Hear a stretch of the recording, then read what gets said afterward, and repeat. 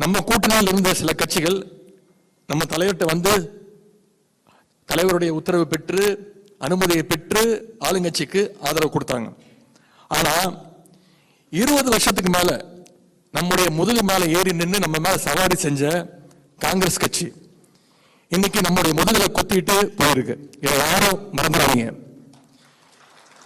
இந்தியாவில் பாஜகவுடைய வெற்றிக்கு, தொடர் வெற்றிக்கு நான் கூட மோடியும் அமித்ஷாவும் தான் காரணம் அப்படின்னு நினைச்சிட்டு இருந்தேன்.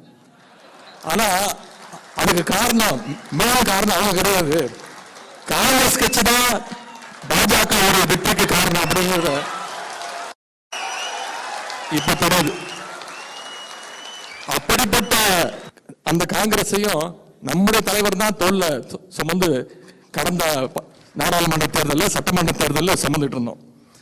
மதச்சார்பின்மையை பாதுகாக்கணும், பாஜகவை தமிழ்நாட்டுக்குள்ள விட்டுறக்கூடாதுன்னு நம்முடைய தொண்டர்கள் நாம ரத்தத்தையும் வேர்வையும் சிந்தி காங்கிரஸ் வேட்பாளர்களை வெற்றி பெற வச்சிட்டு இருந்தோம். இந்த தேர்தலில் அதான் பண்ணோம். களத்திலேயே இல்லாத காங்கிரஸ் கட்சி இன்னைக்கு 5 இடத்துல ஜெயிக்க நம்முடைய உடன்பிறப்புகள், நம்முடைய தலைவருடைய தொண்டர்கள், திமுக காரன் தான் காரணம். இன்னைக்கு நம்ம தலைவர் அவர்கள் முதலமைச்சர் ஆகணும்னு மக்கள் போட்ட ஓட்டுல ஜெயிச்சுட்டு பதவிக்காக சொல்லாம கொள்ளாம ஓடி போயிட்டாங்க. குறைந்தபட்ச ஒரு நன்றியோ நாகரிகமோ இல்லாத காங்கிரஸ் இனி எந்த காலத்திலும் நாம நம்பக்கூடாது.